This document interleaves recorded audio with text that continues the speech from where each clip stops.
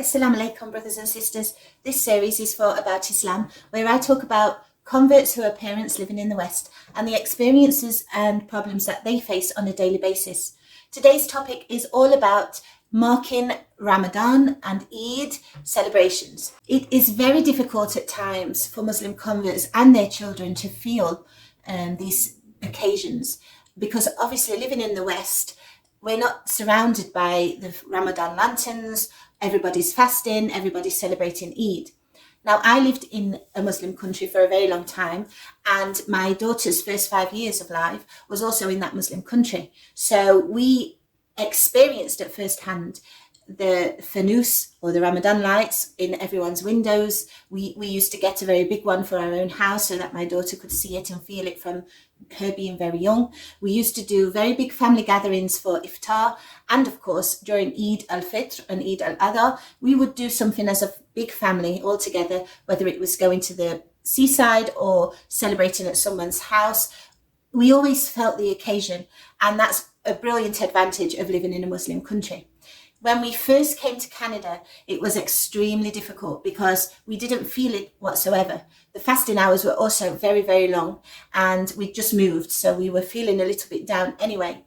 However, the next year, I decided things had to change because it's so important for me and my daughter, and even my husband, who's not a convert, has to feel the importance and beauty of Ramadan as well as the two Eids.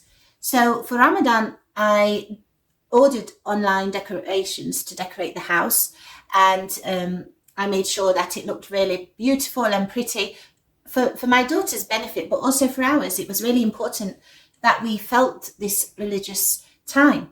Also, I encouraged my daughter to do some Ramadan crafts, so she made some fanus and we stuck it up on the window, and she was very happy. She was really engaged in it, and this is a really good way for you to start teaching your children all about Ramadan.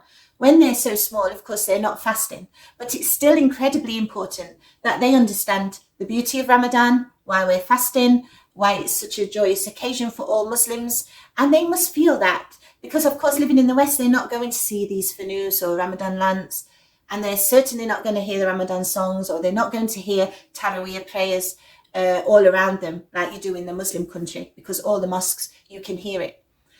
So it's really important that you introduce this to your children. And the most easiest and beautiful way to do that is with Ramadan decorations in your home. Once they are excited about it, of course, then you can start talking to them about the importance of fasting, why Allah told us to fast. And when it comes to Eid al-Fitr and Eid al-Adha, it is very difficult to be away from family and friends, but you can get involved with the Muslim community and do different activities so that your children feel these joyous occasions as well. Now, when I was living in a Muslim country, of course, I'm breaking my fast with my husband's family and we're having iftar together, which is always so beautiful. If you're living in the West, and this is what we've been doing, you can do dish parties and invite your friends. So it's not the same, obviously, as being with your family, but it's the next best thing. And the children get to enjoy it and get to spend time together as well.